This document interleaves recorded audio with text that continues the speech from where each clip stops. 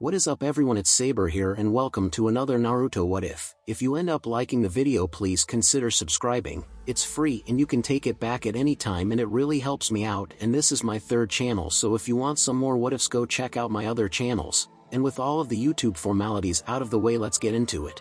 While humming a tune, Naruto arrived at a forest. The forest was inside Konoha walls, but it was fairly large. This forest was the opposite of the forest of death. It was located on the left side of the village and didn't have a name, although the forest wasn't deep and after a few hundred meters you would see the walls. Naruto was satisfied with this forest. It was because he couldn't leave the village walls, so he had to make do with what he got. Bending over a spot under a tree, Naruto channeled his chakra on the unsuspecting soil. Poof, with a small cloud of smoke a black bag appeared. Clang, picking it up, the sound of metal hitting against each other rang in his ears. Untying the bag, Naruto nodded as a dozen of kunai greeted him from inside the bag. Aside from the kunai knives, there was also a closed scroll inside the bag. Seeing that it was left untouched, Naruto didn't bother with it. He didn't even touch it, nor did he touch any of the dozen kunai. Instead, he picked up the dozen kunai using chakra. I should sharpen these after I'm done with my warm-up. The reason why he didn't seize the kunai knives by hand was that it was connected to the unopened scroll. If he used chakra, the kunai's connection to the scroll would be severed, and it would be safe to pick up. If he didn't use chakra, the scroll would activate and he would be blown to bits. The scroll was a giant explosive tag, giant compared to normal explosive tags anyway. The entire scroll had a modified formula of the explosive tag seal. He called it explosive scroll seal. Pretty original. Its power is 100 times deadlier than a normal explosive tag. If a Kage were to carelessly open the scroll, unless they had a godlike physique, they would die. Too bad it takes weeks or even months to write the explosive scroll seal, and the success rate of making one is not even 10%.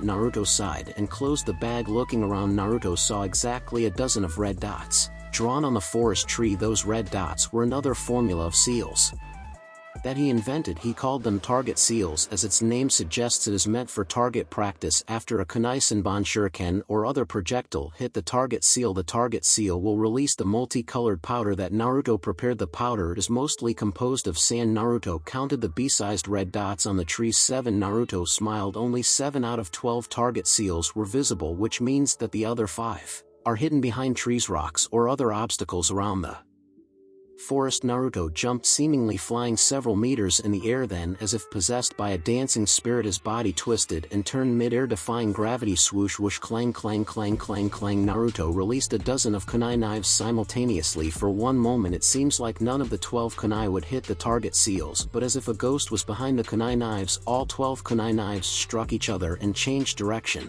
When he landed, Naruto frowned and shook his head. TSK, I only heard 10 target seals go off. 7 of the visible target seals around him were struck, evident by the multicolored sand that stuck to the kunai knives. After picking up the 7 kunai knives, Naruto went around the forest and took out the other 3 that successfully struck the target seals. As for the other 2 that didn't go off, they were slightly below or above the target seal, missing it by a few centimeters. Taking out those 2 kunai knives, Naruto returned them to the black bag, making a mental note to sharpen them before he leaves the forest. Walking deeper into the forest, Naruto only stopped after arriving at an open area illuminated by the sunlight. The open area had a big boulder in the middle where he could sit. He placed that boulder there when he was 6 years old, and it was not a pretty experience sitting on the boulder. Naruto lifted his shirt and revealed the bandage wrapping around his waist. He was not injured. The bandage was a storage scroll. Tapping it and channeling chakra inside the storage scroll, Naruto took out a book. The book had an orange cover and 9 black stripes that wrapped around the orange cover. It didn't take a genius to figure out that this book was a reference to 9 Tails. The book was about a story of a young soul watching over the world. The young soul protected the world while hidden in the darkness. The young soul sacrificed everything it had to prevent the world from falling into the darkness of war. Naruto has yet to finish the book, nor was he planning to finish it anytime soon. He could finish the book in one day. After all, he was a ninja, and his writing speed is leagues ahead of any regular author, but he didn't do that. Instead, he planned to write this story over the course of months, perhaps years. It's one of his ways to pass the time, especially when he was stressed out and tired from his monotonous lifestyle. He was a living being, not some kind of robot. He needs to rest too, even if it's just for a day or two every Years scribble as the hours pass by. Naruto found himself lost in the world of his book. Each scene he wrote was done. After a long time of imagination, he would picture the scene he wanted to describe in his head, and then he would try to experience the world he made before writing it down. This way he would prevent himself from finishing the book too fast. Raising his head, Naruto saw the sky was painted red. Clouds had retreated into the distance, and the sun was slowly sinking into the earth below. Dusk was fast approaching. Clapping his hands in satisfaction, Naruto closed the book with a pleased smile on his face. Lifting his shirt up, Naruto channeled chakra into the storage seal on his waist and stored the book in the seal. Confirming that the book was properly stored, Naruto stood up, brushing off the accumulated dust on his body. As he was about to leave the forest, his ears twitched. After 6 years of using the Nine Tails chakra to improve his body, Naruto can hear sounds from hundreds of meters away. Someone's in the forest. After he occupied this part of the forest, no one came near this forest ever again. They said something about the demon's lair and the like, but he couldn't care less about the civilians' hushed whispering behind his back. What he cared about was that no one disturbed him, not even ninjas. It wasn't that ninjas hated him, well, most of them do, but those who didn't keep a good distance away from him. As a form of respect, he was after all the Kyuubi's Jinchuriki. He kept them safe by keeping the Nine Tails inside his body, so those few ninjas respected him. Unfortunately, they were the minority. Upon hearing someone nearby, he got suspicious. Without another thought, Naruto closed his eyes and activated his sensing abilities. Although he could hear sounds from a long distance away, the sounds that he heard were muffled at best. Sensing others through chakra sensing was still the superior option. 1 kilometer away. Is it ready? A masked ninja asked. He had brown hair and a tall build. He was wearing a cloak that covered his entire body with only his head visible. His mask covered the lower part of his face, revealing his cold brown eyes. Yes, the preparations are ready. Remember the task: do not harm the target. Lord Orochimaru will not be forgiving if the target is harmed. Another masked ninja replied. This one had blonde hair and short stature. He was also wearing a cloak not too different from the first ninja. He too was wearing a mask that covered the lower part of his face. Understood. The brown-haired ninja nodded. Good, we have to hurry. Our presence here is not welcome. It's only thanks to Lord Danzo that we can infiltrate the village unnoticed, the blonde masked ninja said. I know. Then their figures turned into black shadows that quickly approached Naruto's location. With Naruto sensing that they were going toward him, Naruto frowned. He couldn't hear their conversation, nor did he know that they were talking in the first place, but he could feel their intent. Am I their target? Who the hell would want to target me? I don't think I offended anyone aside from the villagers. No matter how much Naruto searched his memory, he couldn't think of anyone who would want anything to do with him. Oh well, from their chakra level, they're only Chunin rank. My chakra is Jonin level already, but I don't think I can win in an honest battle, even with that advantage with the Uzumaki bloodline and the Nine Tails chakra. Naruto's chakra had long reached the Jonin level. Despite this, he never fought with anyone. Furthermore, no ninja was willing to train with him, so his taijutsu was above average at best. The fox inside his belly was of no help either. The fox's fighting style was what you would expect from a giant nine-tailed fox. That's why, although his enemy only had Chunin level chakra, their experience and combat ability are also Chunin level. While only his chakra is Jonin level, the rest of his abilities were barely Genin level. Aside from his sealing technique and his kunai throwing skills, I should make some traps. Getting into action, Naruto pulled out a brush and a bottle of ink. After opening the lid of the ink bottle, he infused chakra into the brush and dipped the chakra-infused brush into the ink. The ink swirled around the brush as if it was alive. Seeing this, Naruto nodded in satisfaction. Crouching down, Naruto began writing a seal on the ground. Weirdly enough, the soil didn't absorb the ink. The grass didn't even hinder Naruto. They were like popcorn that would fly away when his brush touched the grass blades. As a level 3 seal master, Naruto gained the ability to write seals on any surface. Fuin Earth Coffin Seal. Earth Coffin Seal was Naruto's own invention. As the name suggests, the seal would encase the target in soil. Although it was useful in trapping the opponent, it only worked if the target stepped on the seal. If not, then it was just a fancy decoration. If the Earth Coffin Seal can't trap them, I have to think fast and formulate a seal on the spot, otherwise I'll have no choice but to fight them using taijutsu. What else can I do? Gently caressing the brush on his palm, Naruto brainstormed for a few seconds before he came up with an idea. Dipping the brush into the ink bottle, Naruto drew a seal on the nearby trees. Fuin Erosion Seal. Fuin Erosion Seal. Fuin After drawing seals on as many trees as he could, Naruto waited in front of the first seal, the Earth Coffin Seal. In order to bait the masked ninjas who wanted to harm him. While waiting, he took an apple and sat on the ground to lessen the other party's vigilance. Crunch crunch swoosh swoosh. A couple of bites later, two masked ninjas appeared in front of Naruto. Naruto played his part by acting surprised. Is he the target? The brown-haired ninja asked. The blonde ninja nodded her head. Yeah, who are you? Before the blonde ninja could agree, Naruto yelled, "Tch noisy." The blonde ninja snorted and glanced at his companion. Seeing this, Naruto gazed downwards and saw that they skipped over the earth coffin seal. He sighed inwardly, but still acted his part. Oh well, I shouldn't talk to the dead. Fuin. Activate. When Naruto glanced downwards, the two masked ninjas noticed it, and after Naruto activated the seal, they immediately jumped up. Seeing the two jump up, Naruto took out 6 kunai from the storage scroll on his waist and threw them above the two masked ninjas. The kunai went over the two masked ninjas, making them scoff in disbelief. Clang. However, the 6 kunai behind the two masked ninjas suddenly changed directions and flew toward them. Without any time to react, the two masked ninjas turned around and raised their arms to block the incoming kunai. Puck puck puck. When the two ninjas landed, their arms were dyed red and both of them had 3 kunai embedded in their arms. Glaring at Naruto, they were about to rush him when before the two ninjas could look around, 7 trees suddenly fell on top of them and crushed their bodies. Dust covered the area, making it difficult to see, but Naruto had his eyes closed. He was sensing the faint chakra signals below those giant trees. Only 3 trees landed on the two ninjas, while the rest landed on the other trees nearby or on the other direction of Naruto and the two ninjas. When he arrived above the trees that fell on the two ninjas, he opened his eyes and saw the blood splattered on the ground. Blood was still oozing out of their bodies, but their bodies had long been unrecognizable. When he yelled to activate the seal below the two ninjas, it was actually just a distraction. The earth coffin seal activated, yes, but that wasn't Naruto's real intention. Apart from the earth coffin seal, he also activated the erosion seals. A few seconds after the erosion seals, the trees around them lost a chunk of their trunk and resulting in them falling down like fallen giants. The 6 kunai he threw served to guide the two ninjas to the ideal spot for them to be crushed.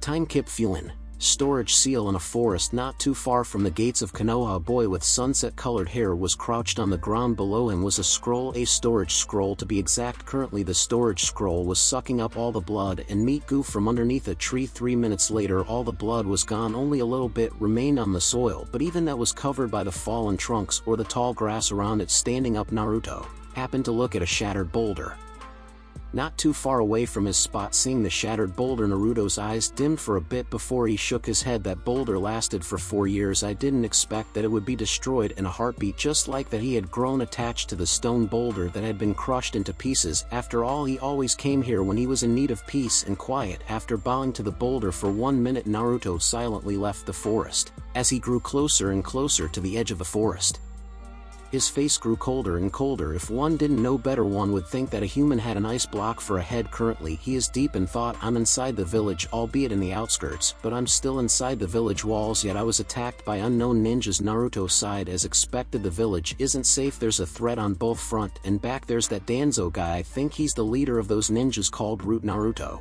had interacted a lot with Root before. Most of the time Root would disguise themselves as civilians and provoke him. He retaliated by trashing them and beating them to a bloody pulp, forcing the other Root to rescue their companion. As the disguised Root couldn't just fight back, he was disguised. After all, the reason he knew that the Root disguised themselves was thanks to an emotional radar called the Nine-Tailed Fox. The fox told him that those Root ninjas were like logs. Their emotional state was so bad that the fox compared them to rotting logs. As for how Naruto guessed Danzo's identity, well, it was just that, a guess. He was provoked by Root so many times that he couldn't even count the number of times he beat them up, so he guessed that the only person corrupt enough to let enemy ninjas enter the village must be the leader of the despicable organization called Root. There's also Orochimaru, one of the 3 legendary ninjas, the Snake Sannin. What a mess. It's like a bunch of cockroaches scurrying about and competing to devour some rotting tree.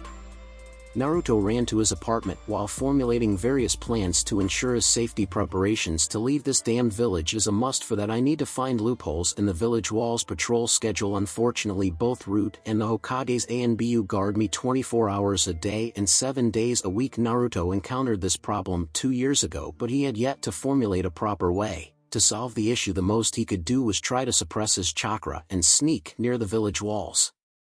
But that was too risky. Suddenly he remembered the bodies of the Chunin he killed earlier. It was the first time he killed. In fact, it was his first time killing something he could handle, meat or fish, when cooking, but they were already dead. Furthermore, even if he killed animals it wouldn't be as impactful as killing a person. He didn't expect that he would have no trouble after his first kill. In fact, he was exhilarated. At the sight of blood, it was like something inside of him got excited whenever he saw blood. Even his Kekkei Genkai, the adamantine chakra chains, reacted, and he almost let them out. If he did, he would have been shocked, but unfortunately he didn't. As a matter of fact, he had almost forgotten about them. It was because he couldn't control them properly, and his sealing techniques don't require the chakra chains yet. While I didn't expect to awaken such interests, Naruto chuckled, while a certain fox was disturbed thinking about all the red-haired lunatics he remembered seeing during his long life. Speaking of blood, I can't believe those Chunins died so easily just because they were distracted. They paid the heavy price of death. Remembering his fight with the two Chunins, Naruto shook his head in disapproval. He wasn't disappointed at the two Chunins, he was just disappointed that he didn't have better means of defending against surprise attacks. I may have the resources to properly defend against surprise attacks, but that doesn't mean I know how to use my resources to defend against surprise attacks or other trump cards. Just like how a baby can't write even if it had a pencil, and how a ninja can't create jutsu even though they had the chakra. He was too naive and his experiences were too little to maximize his potential. He was a flower raised in a greenhouse. The outside world was too dangerous for the current him. Putting aside the treasonous thoughts, Naruto took out a 10 inches long scroll with a diameter of 2 inches. From now on I need to carry all my belongings in a scroll that way. If I need to leave the village I can do so without hesitation. That aside, I need to create a modified formula for the storage seal. Satisfied with his plan, Naruto slept. He had to attend the academy early tomorrow. Although he doesn't see the point of having an academy in the first place, Naruto can't not attend classes. Even though he was the dead last, he was dead last because he didn't bother to do anything in the academy. His grades were literally blank. It's not that he disliked the idea of having an academy, it's just he disliked that the academy didn't teach more practical lessons. Theory is important, but what are genin going to do if they don't have any practical skills? He was baffled when he found that the academy didn't have classes for chakra control training. Aside from wanting to bolster his strength by gaining experience, Naruto was also interested in other Kekkei Genkai. Needless to say, having a Kekkei Genkai is one of the fastest ways to increase your power. Specifically, Naruto was interested in the dojutsu of the Hyuga clan and the Uchiha clan. I want to see if I can combine the two dojutsus at the academy. Naruto has two targets for the Uchiha clan Sharingan. The only target is Uchiha Sasuke, the last Uchiha aside from his brother Uchiha Itachi. Naruto befriended Uchiha Sasuke after defeating him in a spar, but he was disappointed to learn that Sasuke had yet to awaken his Sharingan. In the end, he switched his eyes to his second target, Hyuga Hinata. Naruto was forced to pick Hinata as his target for the Byakugan because the branch family of the Hyuga clan had the cage bird seal, which means that he can't perform research on their Byakugan. On the other hand, the other Hyuga from the main family were either too strong or heavily guarded. Only Hinata had no guards. Naruto sensed something fishy toward this. He felt like Hinata was being discriminated against by her own clan, but he couldn't care less. Hinata liked him. He knew that. He found it interesting how Hinata was full of pride and grace, yet gentle at the same time toward others, but when it came to him she would be as shy as a child who was caught red-handed secretly eating chocolate. Sometimes Naruto would feel guilty about his secret plans to kidnap her, but he comforted himself that guilt had no place in the ninja world. After all, creating sealing techniques requires a vast amount of research. Furthermore, the research he was interested in is Kekkei Genkai. Human experimentation cannot be avoided. He was resolute to steal his heart and become cold-hearted if it meant being able to create more sealing techniques. Sorry Hinata, I hope you don't mind me poking around your eyes. I promise I'll make good use of them. Naruto had already created a seal that would allow him to kidnap Hinata or any other living being. He called it living body imprisonment. In simple terms, it was a modified storage seal, but storage seals can't support life, whereas the living body imprisonment seal can. Unfortunately, it was not yet finished. Once Naruto figures out how to keep the person inside the seal alive, the seal would be considered ready to use. Naruto began this project last year, so his progress was relatively slow. It would be great if I can speed up my research. I wonder if there's a jutsu that can speed up the brain's thinking speed. The last problem that Naruto had to solve before the seal is usable is keeping the target alive when he sends them into the seal and when he retrieves them from the seal. A Storage seal works by sending the items into a separate dimension of the seal. The living body imprisonment is a modified storage seal that sends living beings into a separate pocket dimension rather than objects. The problem is that once a living person enters that pocket dimension, they would lose all life. Naruto spent 3 months creating a pocket dimension using seals big enough for humans. He spent the rest of the year trying to find a way to keep the person alive inside the seal, but to no avail. It'd be great if father and mother are here. They are both seal masters. I don't believe they don't know how to solve this. After talking with the Nine Tails, Naruto found out who his parents were and what they did to make sure that he survived. According to the Nine Tails, his father Minato sealed the Nine Tails into him so as to protect the balance of the world, but as Minato's son he felt that the story was crooked. As Minato's son he felt like his father sealed the Nine Tails into him because he was biased toward him. Minato wanted his son to become powerful and special, so he sealed the Nine Tails into Naruto. That's how Naruto thought about the entire situation, so he never hated his father. Undisclosed location. Those two failed. A tall man with long black hair asked as he licked his lips. He had golden snake-like eyes with a purple marking around his eyes that stretched to the sides of his nose. They did Master Orochimaru. The tall man was Orochimaru of the Snake Sannin, and the person who answered him had white hair and round glasses. It was Orochimaru's right-hand man Yakushi Kabuto. It doesn't matter, they are just Chunin. The result should have been expected, but then again Naruto's academy results are as clean as a blank paper. I didn't expect him to repel those two Chunin fodder. Kabuto, send another 2 ninjas, this time send 2 Jonins. Yes master. After Kabuto left the room, Orochimaru opened a scroll that he was working on the far right of the scroll it read, Mysteries of the Uzumaki. He became interested in Uzumaki Naruto when he first lost control of the Kyuubi's chakra. Before he had no idea who the Kyuubi's Jinchuriki was, but now he knew it's another Uzumaki. He thought he didn't think anything of it, but when he learned Uzumaki Karen, his subordinate, was able to create seals that Orochimaru couldn't, he was intrigued. After a couple of testing, Orochimaru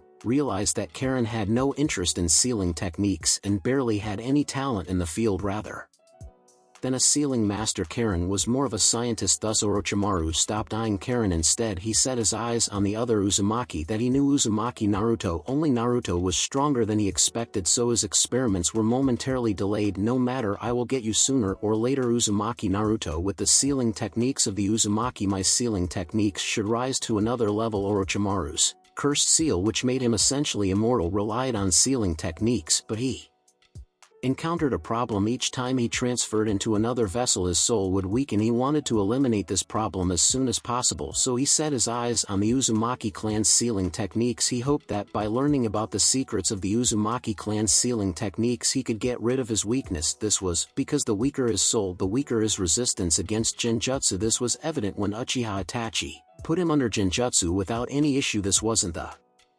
only encounter he had with Genjutsu experts. One day when he was strolling about his village, when he encountered a Jonin-level spy that used Genjutsu. If not for Kabuto, he would have fallen for the spy's Genjutsu and unknowingly spilled the beans about his own village. This made him resolute in finding a solution for his weakness. The next day Naruto awoke with a headache. He couldn't sleep last night, and when he finally slept he was woken by a snake roaming near his window. After killing the snake he fell back to sleep only to wake up an hour later. This time he couldn't sleep anymore. The sun had risen just when he thought it couldn't get worse. As he was filling his mug with milk, the handle broke off and the glass mug fell to the floor. He was dumbfounded, looking back and forth between the broken mug on the floor and the mug handle on his hand. Sighing, Naruto cleaned the mess, and after eating breakfast Naruto felt his stomach churn, not because he had a stomach ache, but because his intuition was warning him something was wrong. Fox, can you help me on this one? Left with no other choice, Naruto called his partner. Naruto and the Nine Tails had become friends over the last 6 years, but the fox wouldn't tell him his name. According to the Nine Tails, he would only tell him his name after Naruto becomes stronger. For now, Naruto called the Nine Tails simply the fox. How exactly do you want me to help? The Nine Tails replied his lazy tone, indicating that he just woke up. I have a bad feeling, as if someone wants to kill me, but I don't sense anyone, not even negative emotions around me. That's the most suspicious part. There are no negative emotions around me. I think the civilians are either under Genjutsu or they collectively went crazy. Scoffing at his own idea, Naruto answered the fox's question. Take over my body when I'm in danger. I'm certain that the enemy is a Jonin, and I can't fight a Jonin right now, not with my combat experience.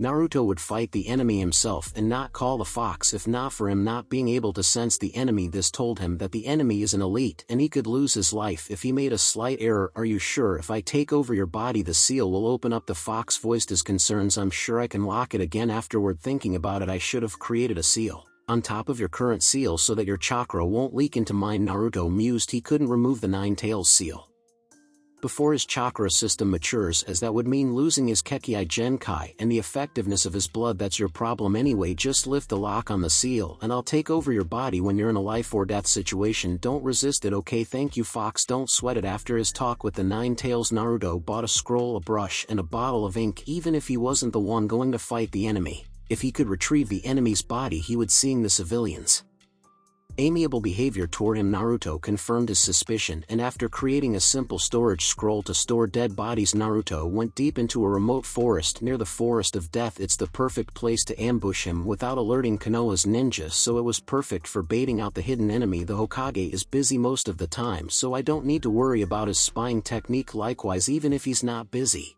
I don't think he'll spy on me. After all, he wouldn't know where I am if not for his ANBU. After being spied on by the third Hokage on several occasions, Naruto invented a seal that prevented Hiruzen from tracking him down if Hiruzen found him. Despite that tough luck, but otherwise he was hidden. The moment he stepped into the forest, Naruto felt like the world had been put into a freezer. He started sweating bullets and he got goosebumps all over. If before he was doubting his suspicions, he was sure now someone was targeting him. Naruto, I sense negative emotions ahead of you and behind you. Relax your body and clear your mind so I can take over in an instant, otherwise it will be dangerous. Alright, I'll leave it to you, fox. Naruto walked deeper and deeper into the forest, no longer nervous, not because he was confident in fighting off the hidden enemies, but because he literally emptied his mind. His steps were wobbly and unstable. Sometimes it looked like he would trip. His body swayed left and right, bumping to the trees, but he kept walking without a sense of direction. Swoosh! Suddenly a shadow appeared in front of him and tackled him. Then his arms were tied behind his back, a piece of cloth blocked his mouth, and a black bag was put on top of his head. This happened in an instant. Target captured.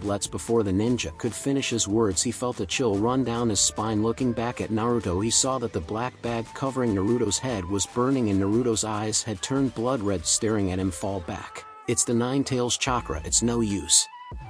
Retreat. You think I'd let you? This is a rare moment for me to breathe fresh air. You two entertain me for a while, okay? Naruto's voice deepened, his whiskers became more pronounced and his hair became feral. His fangs grew thicker and longer, almost like he had turned into some sort of demon. Swoosh, swoosh! In the distance, two black shadows were quickly running away, but before the two ninjas could flee further, Naruto flashed in front of them. They were now right next to the village walls, but too bad. Naruto, with the fox controlling his body, caught up to them. Naruto's body was as strong as an average Jonin, maybe higher. His chakra was at the level of elite Jonin. The only thing he was missing was battle experience. He lacked combat experience because no one would spar with him, forcing him to train on his own tailed beast wave. After flashing in front of the two ninjas who the fox recognized as Jonin level, Naruto swung his hands and added chakra into the air, creating a wind blade infused with the Nine Tails chakra. It's too fast. Quick, defend. Earth style. Earth wall. Earth style. Earth wall. Two earth walls sprouted from the ground and blocked the wind blade, but it was cut in half and the wind blade struck the two ninjas. Unfortunately, the wind blade lost most of its power and only knocked the two ninjas away. We can't escape. Fight to the death. Understood. Under the tacit agreement of the two Jonin, they charged at Naruto while weaving hand seals. Fire style. Fire vortex technique. The first Jonin weaved hand seals and spewed out a spiraling vortex of flames. Wind style. Great wind breakthrough. The second Jonin spat out a massive gust of wind that made the fire jutsu stronger. What's the use of fire if it's slower than a snail? Then Naruto vanished in a blur and appeared behind the two Jonin. He quickly slashed their bodies into pieces, but in the next second their bodies turned into logs that had been shredded. They used the substitution technique without pausing for a second. Naruto vanished and reappeared next to the two Jonins who were fleeing toward the village walls. Crap. Fire style. Walls of flame technique. Before Naruto would pounce on the Jonin who used the fire jutsu, he was engulfed in a thick pillar of flames. The flames were made from chakra, so Naruto had to retreat or he would be severely injured. Naruto positioned himself between the village walls and the two Jonins, preventing them from fleeing. After being engulfed in flames, his skin turned red and some areas of his body were burnt, but they were quickly healing. Your fire style annoys me. I'll show you real flames. Tailed beast style. Tailed beast flames without the need to weave hand seals. Naruto spat a massive ball of flame that devoured the Jonin's upper body. After the flames subsided, the Jonin was dead. One down, only one more to go, you bastard. Wind style, wind barrier, wind style, wind blades, wind style, wind bullets. Perhaps it was because of rage, but the second Jonin who used wind style used one jutsu after the other. As a Jonin, he had a large chakra reserve, but he was bound to run out of chakra sooner than later. After unleashing several jutsus at once, the Jonin used 10 more wind style jutsu, but none of them struck Naruto. Wind style was fast, second only to lightning style, but Naruto was faster. After a couple more wind style jutsu, the Jonin was panting on the ground. Damn it, wind style.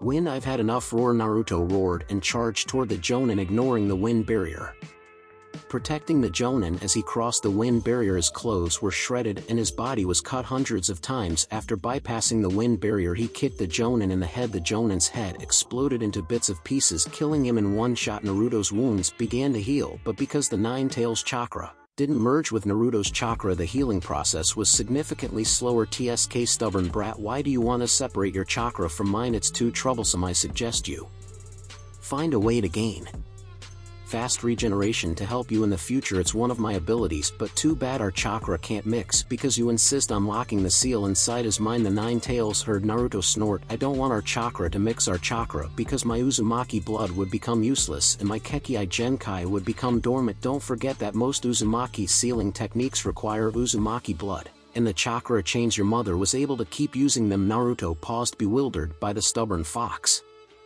Her seal and mine are different. Her seal was purely meant to contain you. My seal merges your chakra and mine. I'm pretty sure there's a difference between the two. Naruto rolled his eyes and chuckled. Don't worry, I'll be safe out there. After I gain more combat experience along the way, I'll find a method to gain regeneration like yours. Hearing this, the Nine Tails scoffed. Brat, who told you I'm worried about you? Whatever, I'm going back to the seal. Did you forget that I can hear your thoughts? Naruto paused before crossing his arms. Oh, silly fox, why won't you tell me your name already? I keep calling you fox. It feels weird, but I'm a fox. Why can't you call me fox? Naruto rolled his eyes, shaking his head. Naruto took over his body and looked around. After locating the bodies of the two Jonins, Naruto took out a scroll and stored their bodies inside. Even if one has a missing head and the other only has half of its body left, they were still good research materials. They were Jonin. After all, he could use their bodies to research unorthodox Fuinjutsu. For example, he had the idea of sucking other people's chakra and making it his own. He had this idea when he was just 4 years old, specifically when he removed the foreign chakra from his head. Another idea he had was creating zombie puppets with the help of Fuinjutsu. Imagine having an army of zombies that can use chakra and they wouldn't die unless you seal them away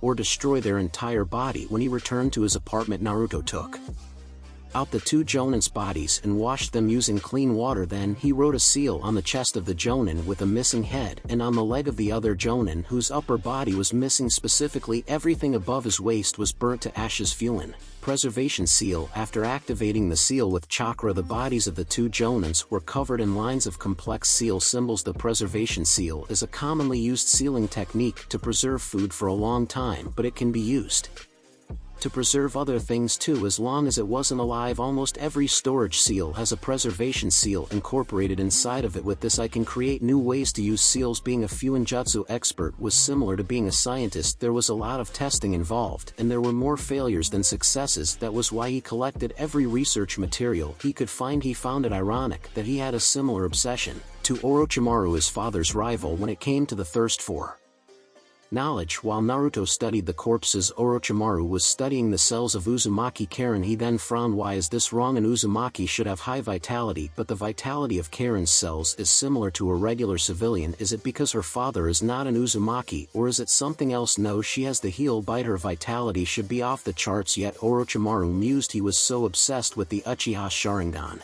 that he barely looked at any other bloodline. But now he was regretting that decision. Too bad Karen's chakra system had already matured. Wait, maybe that's the reason her cells don't have as much vitality as the average Uzumaki. Once a person's chakra system matures, it'll be difficult for a ninja to improve their skills such as ninjutsu and genjutsu. Even their chakra levels would begin to plateau. In other words, it was like switching from easy mode to hard mode. Uzumaki Naruto's body just gets more and more appetizing to look at. Once I have him, I'll study his body to my heart's desire. Fufufu Karen's chakra system matured too early and thus was no longer interesting in Orochimaru's eyes. Apart from Itachi's body, only Naruto's body interested him. Sigh, if only I knew the value of an Uzumaki's body earlier, I would have kidnapped that Uzumaki boy from the Amigakure. Damn Jiraiya, if he listened to my suggestion and killed the brat I would have collected and studied the corpse, maybe then I would have discovered this gold mine earlier. No, the Uzumaki are a gem mine. After sighing for a long time, Orochimaru cleaned his laboratory equipment and left the room. As he walked out of the lab, Kabuto greeted him. Master Orochimaru, the 2 jonin we sent failed in capturing Uzumaki. Naruto. Kabuto reported he didn't understand why his master became so obsessed with the Uzumaki when he had yet to finish his research with the Uchiha, but he shrugged it off as his master's unique taste. Hearing Kabuto's report, Orochimaru narrowed his eyes and licked his lips. And how did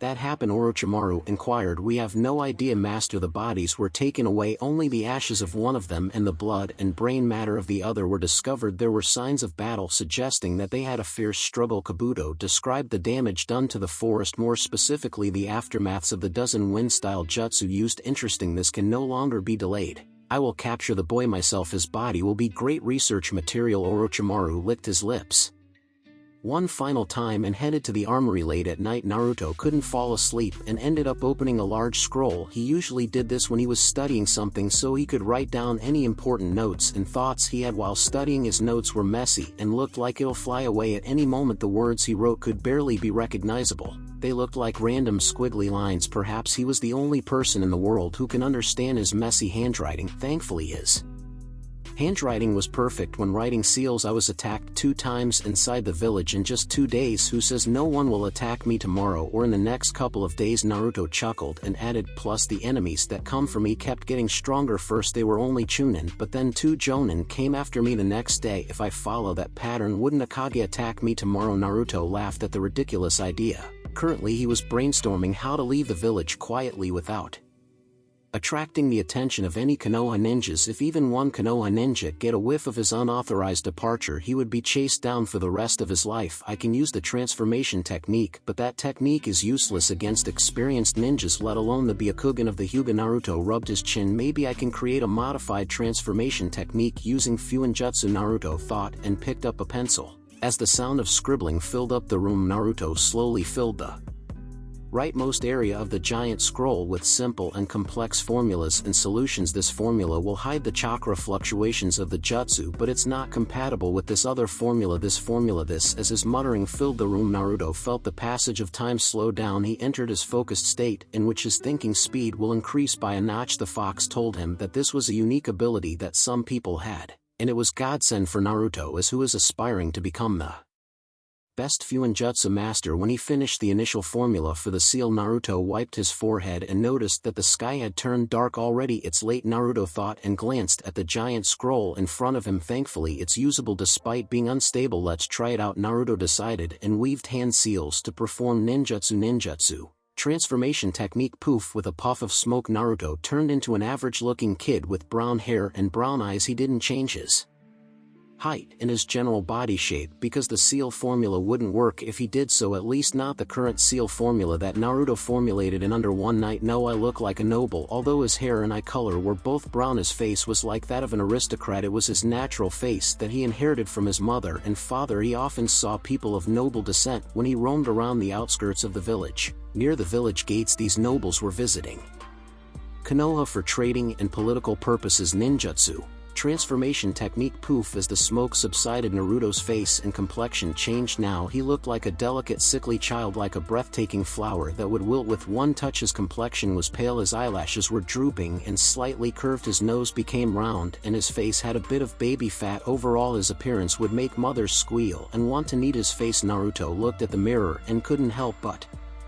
squeeze his nose, chuckling as he did so. It's better. I look like I'd fall and collapse into a meat puddle if I did any strenuous activities, but that is what I'm looking for now. Let's try the seal formula. If it works. Naruto nodded and took out a brush and a bottle of ink. Before opening the bottle of ink, Naruto took off all his clothes and stood in his room naked. Then he dipped his brush into the chakra-infused ink and began writing sealing symbols all over his body. When he was done, he looked like He bathed in ink, but he didn't care. He went to the mirror and double-checked that all parts of his body were properly covered in ink. Not a single corner of his body was spared, not even the back of his ear. Here it goes. Fuinjutsu, body mimicking seal. Activate. Naruto released chakra and covered his body in chakra, activating the seal in a flash. His body began to heat up like he was inside an oven. Despite that, however, he only felt hot and uncomfortable, but he didn't feel any pain. Naruto smiled. The seal formula he created lengthened the transformation process so the user won't feel too much pain, and it seems that it worked better than expected. After an hour, the ink on his body began to fall off, but a faint outline of the seal remained in the form of chakra. A few moments later, all the ink fell into the floor, and even the faint chakra on his body dissipated. Naruto brought his arm near his nose and sniffed. Then he touched his entire body and pinched his skin to test the seal's performance. Perfect. My smell is different from my original odor, so even if a dog sniffed me they wouldn't recognize who I am. Furthermore, the seal is stable, much more than I thought. I'm lucky today. I won't have many troubles in enhancing this seal in the future. Naruto pondered for a while before taking out a kunai. Then he sliced a bit of his skin and watched as blood trickled down from the wound. Good. Even when wounded, the transformation didn't dispel. It even looks authentic aside from the chakra that flows out with the blood. Satisfied, Naruto went to Slumber Town. Step, step, step. A man with long black hair slowly walked toward a giant gate with the word fire painted in the middle. With each step he got closer to the gates, and the frown on his face deepened. This place brought back a lot of bad memories. The man thought his golden snake-like eyes scanned the tall walls surrounding the village beyond those giant gates, and when he was about to enter the village, two guards stopped him and asked for his identification. Maruchioro, 27 years old. I live in the land of grass, and my sensei ordered me to meet with a merchant in the village named Makito. Without so much as a pause, the long-haired man spat out his personal information. The guards nodded and told him to wait as they verified his information. A few minutes passed by in silence. Sigh. The nostalgia this place brings me is quite interesting, but alas, I'm not welcomed in this place. The man's eyes glimmered in cold light for a split second before disappearing. Right now he was Maruchioro, the son of a merchant in the land of grass. After waiting for a few more minutes, a ninja approached the two guards who stopped him and flickered away. After handing out a scroll, one of the guards opened the scroll before gesturing to Maru that he was free to enter the village. Welcome to Kanahagakure, the other guards said before turning away from him. The man smiled, tasting the irony in his mouth, but didn't say anything. This place didn't change one bit, the man thought, and walked deeper into Konoha. When he passed by a shop that sold pork skewers, he bought 2 sticks and ate them on the spot. Doesn't the Akimichi own all the pork in Konoha? This tastes good. I wonder if I should kidnap their clan head so he can raise some pigs back in my village. The man chuckled as he kept walking. He was walking leisurely in the direction of the Hokage Tower when he suddenly heard a soothing tune. Looking to his right, he saw a giant tree and a little boy below it. The boy had brown hair and a face that would earn the envy of most girls. His eyes were closed as he played the flute in his hands. Oh, his chakra is enormous for his age. Is he from a clan? The man shook his head. He can't be from a clan. His clothes are too shabby. If he's from a clan, then that clan must be either poor or cruel to treat such a child poorly. Maybe I can take him with me, the man thought, and walked near the boy under the tree. The boy kept playing his flute, not sensing his presence.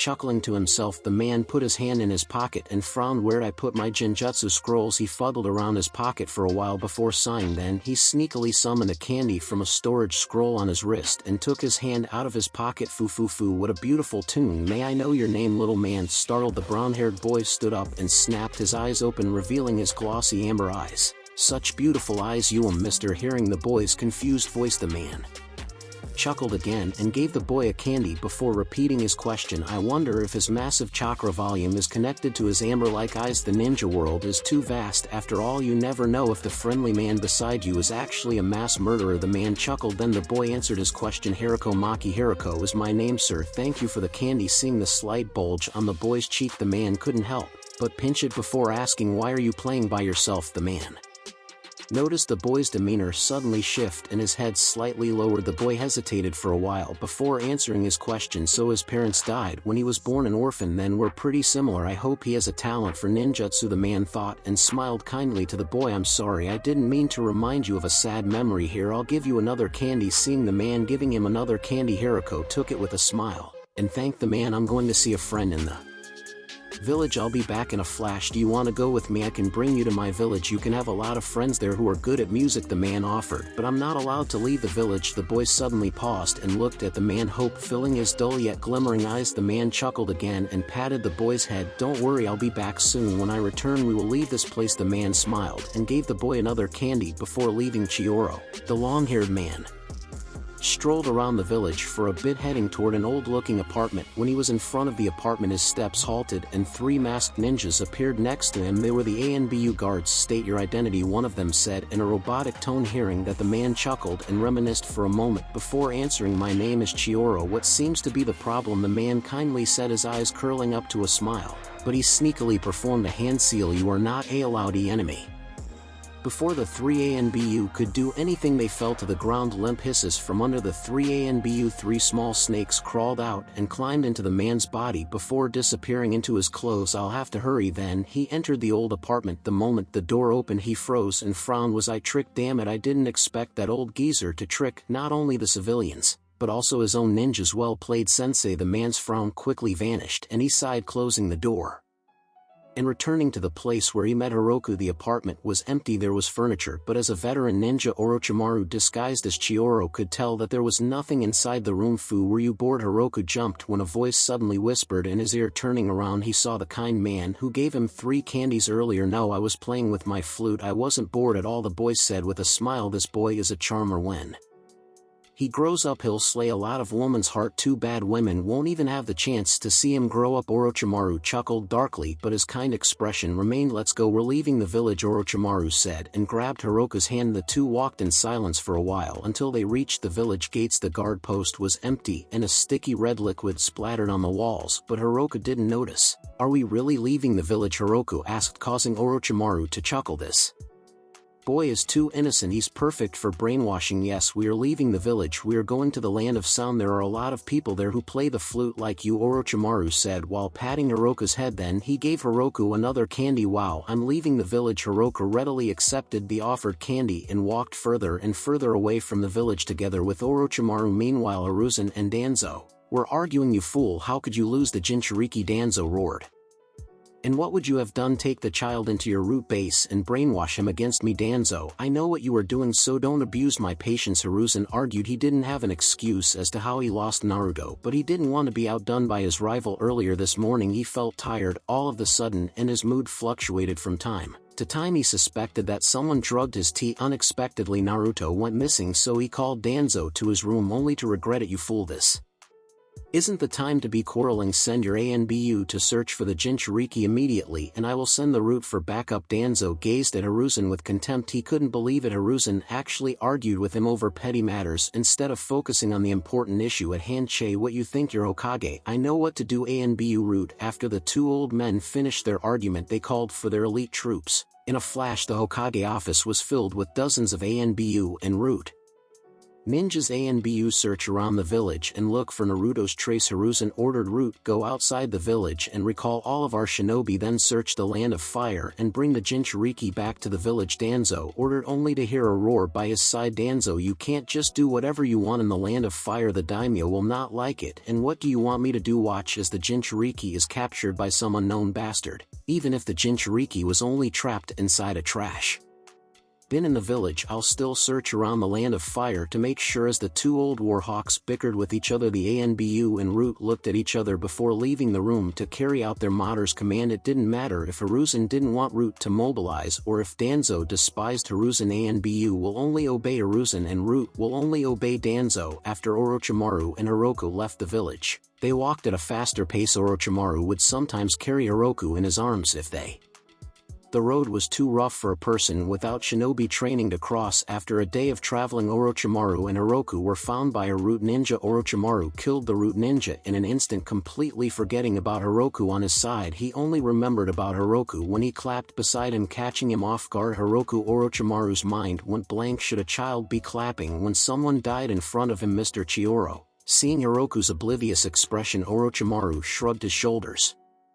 and asked what Hiroka thought about the root ninja he killed. He's weak, he died in an instant. I don't think he's a good ninja, but at least his blood is pretty. Hearing Hiroku's response, Orochimaru realized why Hiroku was an outcast back in the village. The boy liked seeing blood. Meanwhile, inside Hiroka's head there was a giant fox talking inside. Naruto, keep this desire at bay. There's a reason why the Uzumaki never left the land of whirlpools. It's to protect themselves from becoming too bloodthirsty. Even your mother became a demon on the battlefield once she saw the blood of her enemies. Interestingly, she never lost control when seeing her allies' blood. The nine-tailed fox coughed for a bit before continuing. Either way, keep your bloodlust to a minimum, but don't completely suppress it. If you suppress it the moment you fail to control yourself, all your suppressed bloodlust will burst like a volcano. Okay, thanks for the warning. On the other hand, Orochimaru was silent as he thought.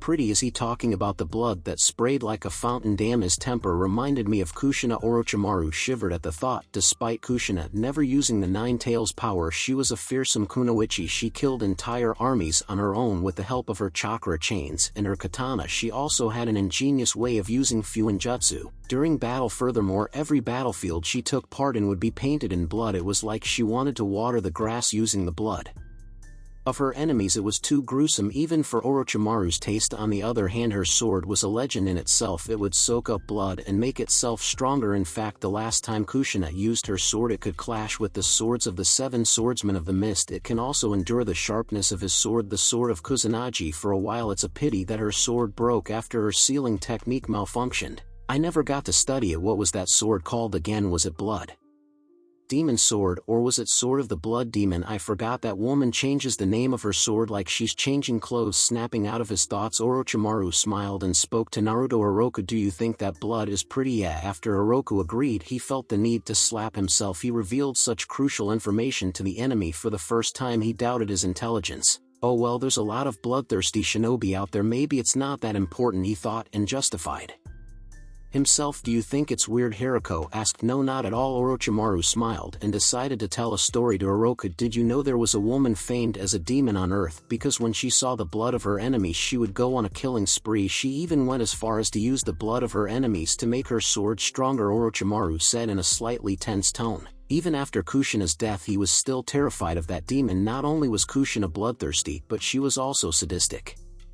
Of course, she never showed her sadism in front of her beloved Minato. Orochimaru sneered. Wow, there's such a person. Hold on, Naruto, he's talking about your mother. What? Naruto was stunned. He almost lost his composure, but he calmed himself lest his disguise was exposed. What? My mother had such a title. Why didn't I know? She was awesome on the battlefield, right? If awesome meant slaughtering humans like pigs, then she was the reason you didn't know. Is that Konoha hid it from the public? A maniac doesn't exactly rhyme with a peaceful village. While he was secretly elated to have such an awesome mother, Naruto's expression remained the same outside. His control over his expression was top-notch. Currently he looked shocked. Yes, her name was Uzumaki Kushina. My team once met her when we were fighting the enemy's army. Tsunade fainted on the spot. Fufufu. Once again Naruto was floored. Tsunade, wait, is this man, is he Orochimaru? Oh, this person is Orochimaru. I almost didn't notice his disguise is as good as you. Naruto. Orochimaru's current appearance was with the help of suppressing his chakra and some makeup. There were a lot of pale men with long hair in the world, so Orochimaru's appearance wasn't too obvious if you weren't looking for him. Furthermore, his chakra was suppressed to the point that he was invisible to Naruto and the fox's sensing ability. Alright Hiroku,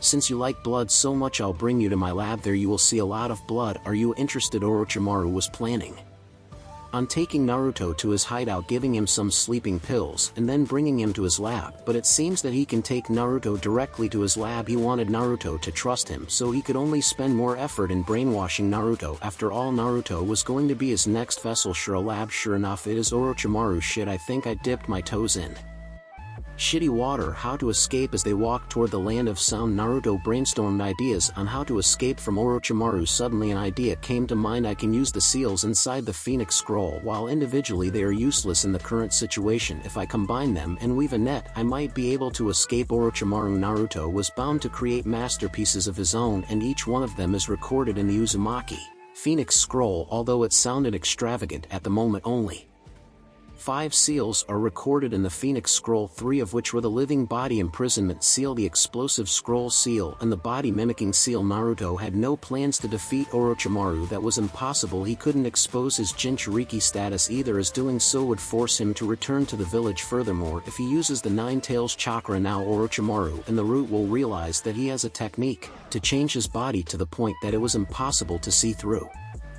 Even Orochimaru only sensed his strong chakra. If the village learned about that, forget about being locked inside the village. The Nine Tails might even be stripped from him. Alright, let's do this. An hour later, Chihiro, I need to pee, Naruto shyly said. Hearing this, Orochimaru chuckled and turned around. That was easier than expected, with Orochimaru turning his back toward Naruto and Naruto being so close to Orochimaru. Naruto could do more damage than he thought. That seal will work just fine.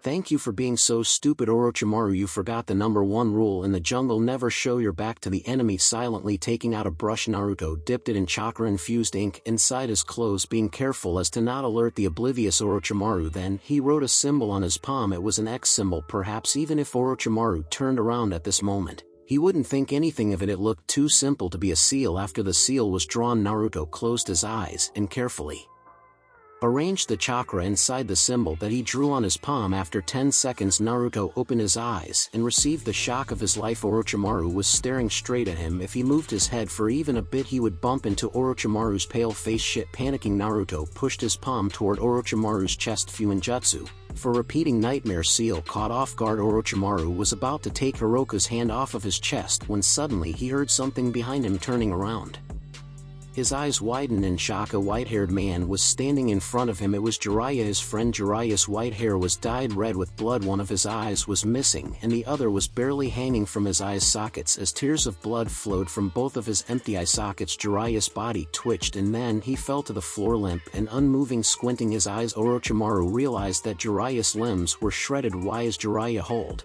on? Is this a Genjutsu? Orochimaru shook his head while also shivering at the same time. He almost believed that the Genjutsu was real. Only a few Genjutsu could do that. Coupled with his weakness against Genjutsu, Orochimaru realized that he was in trouble. Released. Suddenly the Genjutsu disappeared and Orochimaru woke up in his bed. Why am I in bed? Before Orochimaru could think further, someone knocked at the door. The door creaked open as it revealed a young man with short white hair and round reading glasses. Master Orochimaru Uzumaki. Karen has awakened her chakra chains. Oh, amazing, she awakened her Uzumaki blood. Orochimaru replied almost instinctively, but he didn't notice it when he stood up. Orochimaru froze. He couldn't help but feel that something was wrong. Let's check Karen's condition first. Awakening the chakra chains as an Uzumaki meant that their Uzumaki blood was awakened. It meant that her potential in Fuinjutsu and her vitality would soar to the sky. An hour later, Orochimaru was laughing in delight. His appearance had changed. His body was now that of a woman and she had blood-red hair. Success! I can't believe that Karen's body was so compatible with mine. With this, her body wouldn't reject me and I can live out her entire lifespan. As he laughed, he choked on his own saliva. Cough, cough. Master Orochimaru, here's water. Drinking the water that Kabuto gave him, Orochimaru cleared his mind. Hold on, this jutsu shouldn't be ready yet. There should still be a couple of months left before I can switch vessels. Impossible. I had a Genjutsu. Orochimaru roused his chakra release. Nothing happened. Release. This time Orochimaru mobilized his entire chakra system to get rid of the Genjutsu. Then everything started spinning and after a moment his world turned dark. Gasp! Orochimaru gasped for air as he awoke from his bed. He was sweating profusely as if he had a nightmare. Was it all a dream? What the hell? Orochimaru took several deep breaths and calmed down. When he looked around, memories came flooding into his head and he smiled. It really is a nightmare. I can't believe I had a nightmare. Orochi, wake up already. Idiot, Jiraiya is so loud. I want you to accompany me to see him so I don't lose my hearing. At a young age, suddenly a girl's voice sounded out from behind the door. Hearing her voice, Orochimaru smiled and replied to his loudmouthed teammate, all right, I'm coming. Tsunade, is Hiruzen sensei there yet? No, that old geezer is late today. For some reason I heard he was having an important meeting. Okay. As Orochimaru talked with his teammate, he couldn't help but feel that something was wrong. Oh right, where's Jiraiya? He's waiting by the hot spring. Oh that's right, it doesn't feel right without Jiraiya here. The three of us should always be together. Shrugging their shoulders, Orochimaru and Tsunade walked away and went to the hot springs to fetch Jiraiya. Behind Orochimaru, he didn't see that his room was slowly crumbling apart. 5 minutes went by since Orochimaru got caught in the 4 repeating nightmare seal. but he was still unmoving. I know that curiosity killed the cat, but I couldn't help but observe Orochimaru to see if he would break free from the seal. After all, I could use this weakness in the future. Despite staying near Orochimaru to observe him, I didn't grow a second soul. I can't play with my life, so I rigged the whole area with more than a dozen explosive scrolls. If he makes one move, he'll die. If he breathes too fast, he'll die. If he glares at me, he'll die. Needless to say, Orochimaru was in trouble. Poof, but I didn't expect that Orochimaru would vanish without a trace. None of the triggers went off, so it meant that Orochimaru did nothing, yet he still vanished in a puff of smoke. What was that? At Orochimaru's disappearance, my whole body tensed as I got ready to activate all the defensive seals I drew around me. Substitution technique, but there are no logs nearby. To be specific, the nearest forest was a kilometer away. He and Orochimaru were currently on a rocky field. This place had so many boulders, but not a single twig. Hold on, is it possible to use the substitution technique with other objects aside from logs? I have to study this technique. When I settled down helpless, I could only draw more defensive scrolls around me and wait. Who knew if Orochimaru was waiting nearby? I won't make the same mistake twice, where I mocked Orochimaru for turning his back toward me only for me to close my eyes in front of Orochimaru. That still makes me blush in embarrassment. Maybe I won't forget it for the rest of my life. Is that him, the suspicious person you talked about? A ninja wearing a blank white mask asked. He was wearing the standard outfit for assassins. Everything was lightweight and dark in color. Yes, he'd been sitting there for an hour already. A ninja beside him replied. He was wearing the same outfit as the first ninja. They were sitting on top of a thick tree branch more than half a kilometer away. A boy with brown hair was crouched behind a pointy rock about a couple hundred meters away. In front of the boy were more than a dozen of scrolls. What's he doing? The first masked ninja asked. I don't know, the second ninja replied. They waited for another 30 more minutes when they saw the boy standing up and picking the scrolls on the ground a couple of hundred meters away. Then the scrolls disappeared when they touched the boy's waist. What was that? The first ninja asked. That should be a storage scroll. Is he a Fuinjutsu expert? He should be, the other ninja replied. Only regular storage scrolls were sold in the market. You had to open them before you can store something inside. Only Fuinjutsu experts can modify a storage scroll, so their guess was justified. Then they looked at each other and nodded before turning into streaks of shadow. They were heading toward the boy, who was now walking toward the east. Halt, state your identity.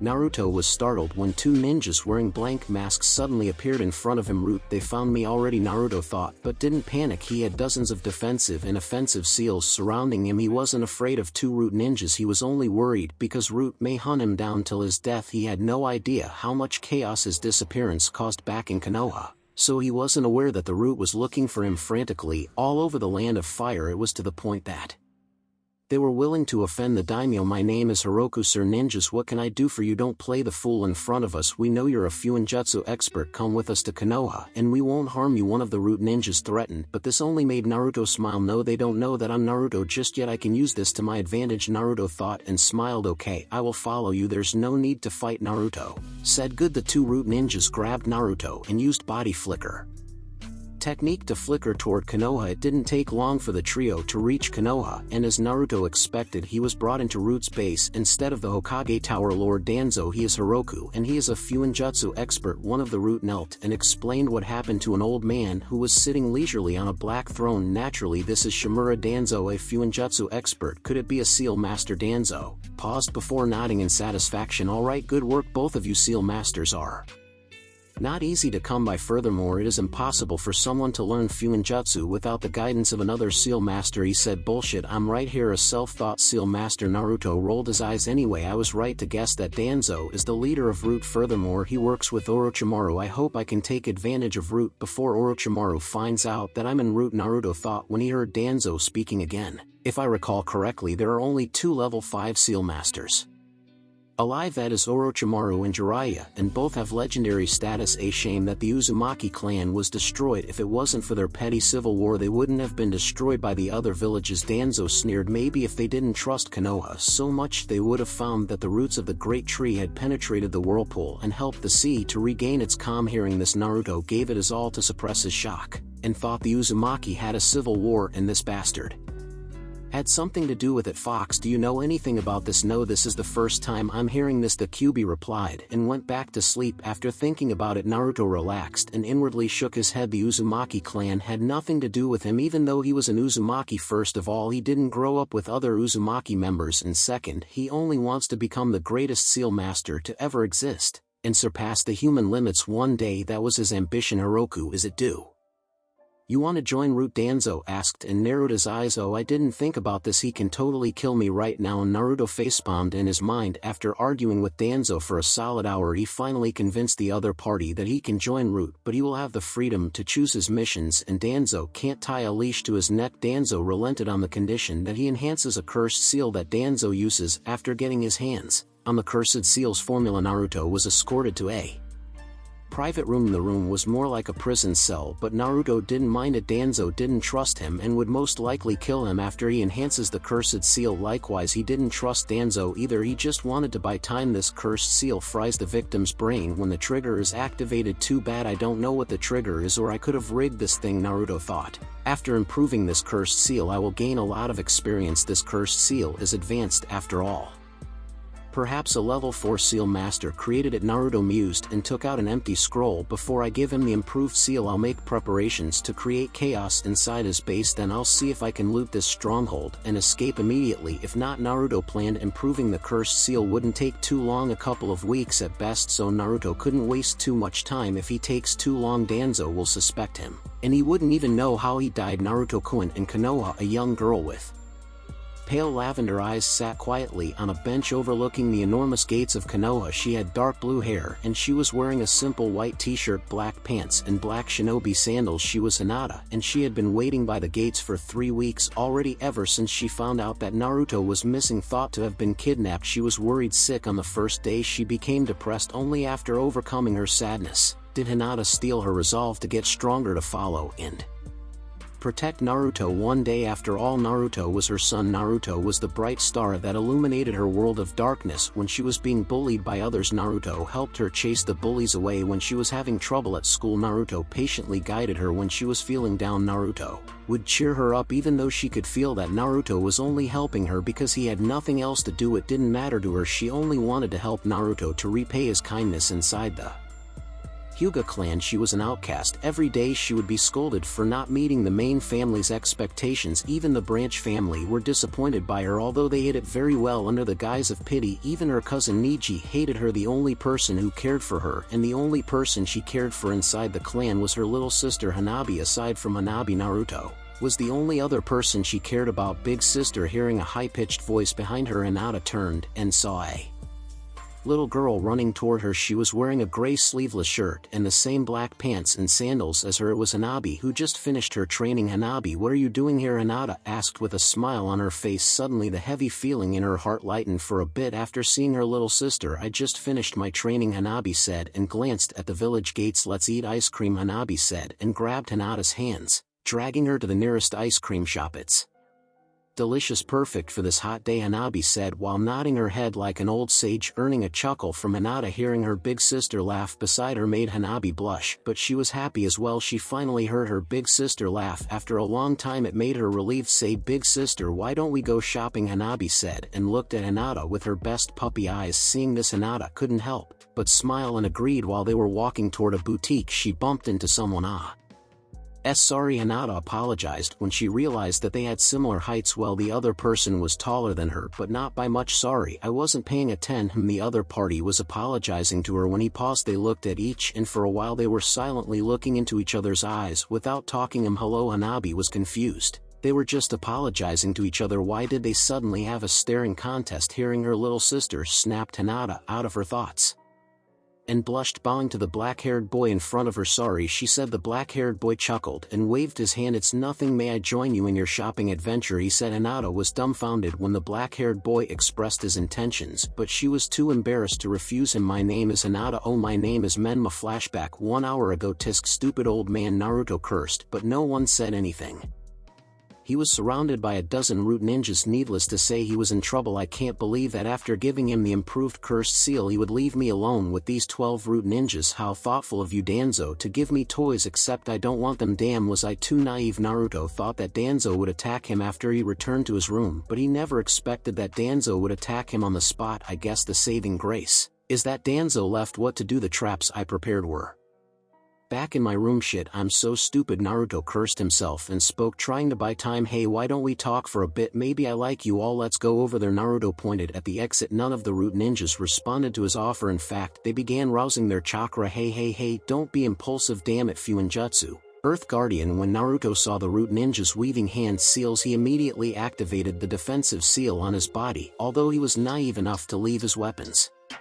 Back at his room, he wasn't so stupid as to meet his enemy while naked. After activating the Earth Guardian, the ground Naruto was stepping on crawled to his body and coated him in a layer of dirt which quickly hardened into rocks. Right now he looked like a stone golem. Cracked crumble. Strangely enough, although he was coated in a thick layer of hard rock, he could still move. The rocks would crumble and fall apart whenever he moves, but the fallen rocks would be replaced by soil which would turn into rocks in the next second. The rock armor looked fragile, but since it was powered by chakra, it was stronger than steel and has great resistance against chakra-based attacks. Water style, water pillar technique, lightning style, lightning pillar technique. 6 root ninjas launched water style jutsu toward him while the rest launched lightning style, enhancing the attack and speed of the water style Shi. The water began evaporating as lightning crackled around it, but it charged toward Naruto without any problem. Bang! When the water pillar struck his earth armor, Naruto shook and coughed up blood. The rock covering his body absorbed his blood, making it a little stronger. He planned this long ago, as leaving his blood behind was the same as letting the root know his true identity. He wasn't worried about defense. The Earth Guardian was powered by chakra, so unless the enemy has more chakra than him, his rock armor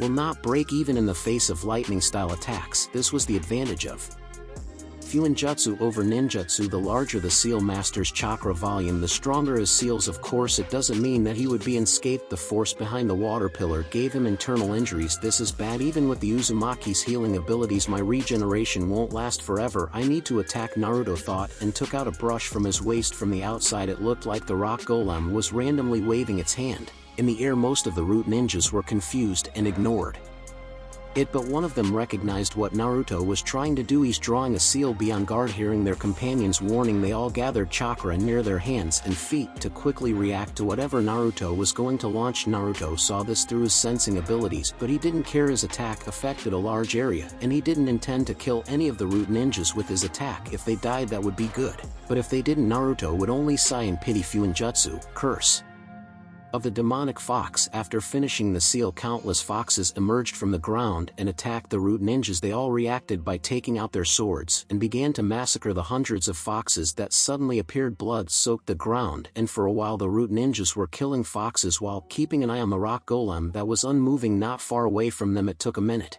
before they began suspecting that something was amiss. There's no end to these foxes. Is it a genjutsu? One of them said, and immediately all of them roused their chakra system. Sure enough, the blood on the ground and the countless foxes vanished without a trace. The golem was still standing in the middle, but none of them sensed anyone inside the golem. Shit, how did we not notice the genjutsu? Genjutsu using Fuinjutsu is different from other genjutsu, like how the genjutsu of the Sharingan is different from normal genjutsu. Genjutsu using Fuinjutsu is generally weaker than other types of genjutsu, but they are undetectable unless the target realizes he is in a genjutsu. After casting Curse of the Demonic Fox, the last seal formula inside his Phoenix Scroll, Naruto ran straight to his room. He made sure that the root ninjas can track him, leading them straight to his room. Naturally, it was a trap. I have to be quick. Ninjutsu transformation technique. Poof! Inside his room, Oroku was engulfed in white smoke, and when the smoke disappeared, it revealed a black-haired boy with black eyes. His facial and body structure was a copy of Naruto's original body, but his eyes and hair were black. Fuinjutsu body transformation seal. Naruto already prepared the body transformation seal, so he only has to activate it. See, Naruto took a deep breath, enduring the sharp pain all over his body. By gritting his teeth, he felt like someone was tearing his body apart, while at the same time he felt as if he was on fire. This was because he modified the body transformation seal to hasten the transformation process. Hence, not even a minute later, the transformation was complete. Naruto let out a sigh of relief. Those root ninjas aren't here yet. I guess the genjutsu worked better than expected. Now I have to leave this place without leaving a trace, because Oroku was gone and he was using a different body. Naruto can't leave a trace, or Root might realize that he can change his appearance. That would make it impossible to leave the village, as Root will definitely put the entire village under lockdown not long after. Naruto left his room. The root ninjas arrived outside of his room. Open the door, one of them said, and another root ninja opened the door. Boom, instantly they were greeted with countless explosive scroll seals. Rumble, the ground shook, making Naruto trip on his feet. Another person beside him was startled and helped him stand up. Is it an earthquake? The man asked and rubbed his bald head. Naruto shook his head, indicating that he didn't know, and kept walking. When he was near the village gates, he bumped into a girl that was a little shorter than him. He apologized to the girl, but when he looked at the girl's face, his words got stuck in his throat. Jackpot, he thought. End of flashback. Why do you look so sad? Did something happen? Menma asked. Yeah, someone important to me went missing about a month ago and they haven't found him yet. Hinata replied, her voice downcast as she gazed at the ground. She wondered when he would return. She swore to herself that by that time she would confess her feelings for him. Oh, you're from the Hyuga clan, right? Did someone go missing from the clan? Menma asked, rubbing Hinata's back to comfort her. Hanabi saw this, but didn't stop Menma. She was observing what this Menma guy wanted with her sister. No, the person who went missing is my classmate, Hinata replied, and kept her mouth shut afterward. Obviously she didn't want to talk about it. Her classmate, Menma thought. According to what he knew, only one person was missing from Hinata's class. It was him. Why are you so sad? Then it's just a class. Hey, watch your mouth, stupid. Before Menma could finish, Hanabi jabbed him from the side. Looking at Hanabi's angry face and looking at Hinata's face, which had turned rigid, Menma was confused. Then he saw Hinata taking a deep breath and turning to look at him. Please don't say that. Naruto-kun is very important to me, so please refrain from saying hurtful words about people you don't know about. Hanabi, let's go. Hinata turned and left, not waiting for Menma to respond. Oh, okay, big sister, don't worry about him. I'm sure that big brother Naruto is safe. Hanabi was startled as well. It was her first time seeing her sister display the usual Hyuga attitude. Meanwhile, Naruto was staring at their backs as they got further and further away. Then he secretly picked up his jaw that was on the floor. He was rendered speechless by the shy girl in his class. Damn, so fierce. Was she always like that? Naruto thought, only to hear a peal of booming laughter inside his mind. She reminds me of your mother when someone talked bad about your father, he said before shutting up. Naruto entered his mindscape for a split second to glare at him, making him quiet. Secretly he thought, and you remind me of your father when someone talked shit about your mother. After a long time of bonding, Naruto and the Nine Tails agreed to not read each other's thoughts anymore. Of course they could still hear what the other is thinking if they wanted to, like how the fox heard what Naruto was thinking about. I'll go follow them. I'm curious, how important is Naruto to Hinata? Big sister, I'm going home now. What about you? Hinata and Hanabi were carrying shopping bags. Hanabi bought a couple of casual clothes to wear outside and at home, while Hinata bought a couple of shinobi clothes and training clothes. No, I want to walk around the village for a while. Hinata smiled. That was a lie. Okay, I'll bring your bag with me. Unfortunately, Hanabi was clueless. After Hanabi left, Hinata turned to look at a wall. Then she scoffed and furrowed her brows. Come out, she said. Clap, clap, clap. After a couple of seconds she heard someone clapping behind the wall. While even without the Byakugan active, you still saw me. Amazing. From behind the wall, Menma walked out with a smile on his face. What do you want? Hinata asked, watching as Menma's smile widened. I'm just curious, why is Naruto so important to you? Did he do something for you, something you can't forget, or are you indebted to him somehow? Menma asked, his amusement clear in his tone. Whoosh, creak, creak. A gust of wind blew past them and the abandoned swing on the playground not far away from them creaked. They were alone in a remote part of Konoha. Usually this place would be plagued with kids playing around, but the night was fast approaching and all the children were already back at their homes. Why do you care? Hinata asked. She was confident with herself. She was a Hyuga first of all, and second, there were secret guards following her nearby, so her safety was guaranteed. No one could hear their conversation, but her guards know that she was talking to Menma. Do I need a reason to care? Menma asked playfully. Then he said in a low tone, I know where he is. Hearing what Menma said, Hinata's eyes widened and asked, where is he? I'll tell you if you answer my. He's important to me because I care about him in this life. He is the only one I will give my heart to, Hinata said without letting Menma finish talking. Secretly she signaled for her guards to go away. She wasn't stupid, she was smart, the second smartest girl in her class. She knew that Menma was not a normal person. Maybe he was dangerous, but she was willing to risk her safety if it meant knowing where Naruto was. At the same time, Menma was stupefied. It took him a good minute before he spoke again. Why do you love him? He doesn't even care about you, Menma said absent-mindedly. He didn't mean to say the last part, but his tongue slipped due to his previous shock. As expected, Hinata was shaken. She clenched her fists and steadied her shaking eyes. It doesn't matter if he loves someone else, I only want to know that he is safe. I'll be satisfied by knowing that, so answer me, is Naruto-kun, is Naruto safe? Hinata asked, biting her lower lip and causing blood to flow out. Menma's mind went blank. Step, step, step, thud, thud. Seeing Menma briskly walking toward her, Hinata couldn't help but take a step back. However, her body was still shaking from suppressing her sadness and almost fell, but Menma held her jaw tightly with his right hand and brought her closer to his face. Because of Menma's rough actions, Hinata could barely stop herself from crying out in pain. Hinata glared back at Menma. "What are you doing?" she asked, her voice leaking with anger. "Why do you love Naruto so much?" Menma asked, his dull black eyes staring directly at her pale lavender eyes. Hinata was enraged. She couldn't stand someone doubting her beliefs, and Menma was doing exactly that. "Why do you care?" she asked, even though it was uncomfortable for her to speak as Menma was holding her jaw too tightly. Hearing that, Menma let go of Hinata, causing her to stumble, but she didn't fall. After stabilizing herself, Hinata glared at Menma when she smelled something similar to burnt meat. Then, under her wide eyes, Menma's cheek began to tear apart, blood flowing down from the exposed flesh, and even he began to cry rivers of blood. A moment later, smoke leaked out of Menma's torn face and began rapidly healing. When Menma's face was fully healed, Hinata's mind went blank and she didn't know what to say. In front of her was her lifelong crush, her first and last love. His vibrant lavender eyes stared at her pale lavender eyes, and tears began to pool in the corner of her eyes. "Naruto-kun," she whispered. "I care because I am Naruto." Menma said, his originally black eyes turning into lavender, and on his cheek were long whiskers that made him look like a cat. *A/N.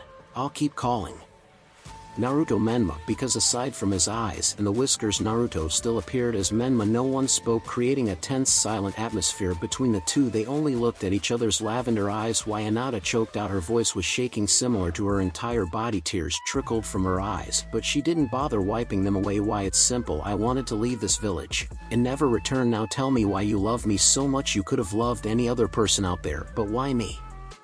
Menma asked when he saw Hinata lower her head. Why can't I love you?" Then answered that she asked. Her voice was so low that Menma could only hear her thanks to his enhanced hearing. However, it was because he heard her that he was stunned in place. After not hearing Menma reply, Hinata lifted her head and stared at Menma while biting her lip. "You don't love me, that's fine," Hinata said without stuttering, but her voice was shaking more than ever. "I don't want to force anyone, especially you, to love or accept me, but why do you keep pushing me away? It's fine even if you don't like me, but please say it to me directly," Hinata said, her voice becoming louder with each sentence. Menma looked at Hinata silently. Hinata was shaking. She was clearly afraid, nervous and sad, but she forced herself to stand. Menma was amazed by her current behavior because as far as he could remember, Hinata was a frail, meek girl who had no courage. "Do you remember the times when I helped you?" Menma started. He didn't like what he was going to say, but he wanted to test Hinata. He wanted to see if Hinata could still accept and love him despite what he was about to say. Hearing Menma, Hinata tilted her head slightly and waited for the other party to finish. "I did that to make you lower your guard. I never cared about you. I only cared about the thing in your eye sockets." Menma paused, observing Hinata as her eyes shook. "Those selfless actions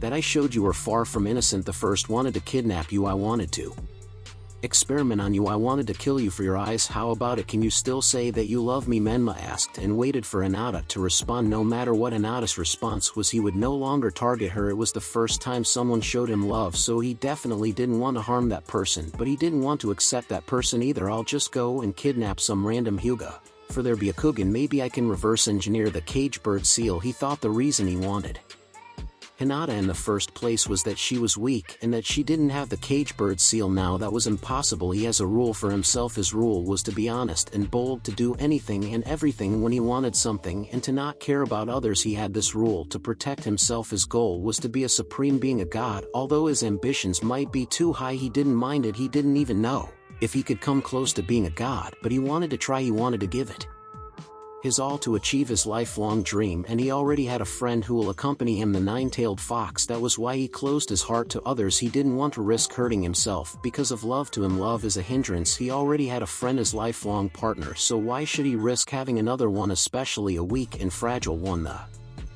nine-tailed fox was a mighty being, an immortal. He didn't worry about losing him, but he had to worry about losing Hinata if he accepted her love. Hearing Hinata's faltering tone, Menma was brought out of his thoughts. "What, you can't answer? That's fine, I understand. Don't worry, I won't bother you anymore. This is goodbye. It was an honor knowing you, Hyuga." Hinata. Naruto bowed and left, turning into a streak of shadow that disappeared into the dark night, leaving behind nothing but a couple of strands of black hair that turned red when they touched the ground. Naruto, seeing Menma disappear, Hinata reached out her hand and called for his true name, but Menma was already gone. She hadn't realized that it was already dark. Naruto-kun thought. Hinata fell to her knees. She did it. She confessed her love to Naruto, but not in the way she expected or wanted to. Could she still love him honestly? The answer was yes, she still has feelings for Naruto. In her opinion, Naruto did nothing bad to her. Sure, he schemed behind her back and wanted to harm her, but didn't he confess in the end? He even said that he wouldn't harm her anymore. It's just that why say goodbye? Why not wait for my answer? Why did you leave so quickly? Hinata muttered, bringing her head to her knees as she let her tears flow like a broken dam. She stayed like that for an hour before she stood up, her eyes regaining their vigor. Then she walked to where the red hair fell and picked it up, holding it close to her as if it were a precious treasure. No matter what, one day I'll find you, Hinata said, looking where Menma disappeared, and then after I'll show you that I still love you. I'll show you that I will always stand by your side no matter what, Hinata declared, and walked back to the Hyuga compound, not knowing that a pair of lavender eyes were looking at her from the distance. If that's the case, then I'm looking forward to when we meet again, but I won't wait for you, Hinata, so don't take too long, Menma said, gripping the branch he was sitting on tightly. Then he disappeared into the distance without looking back.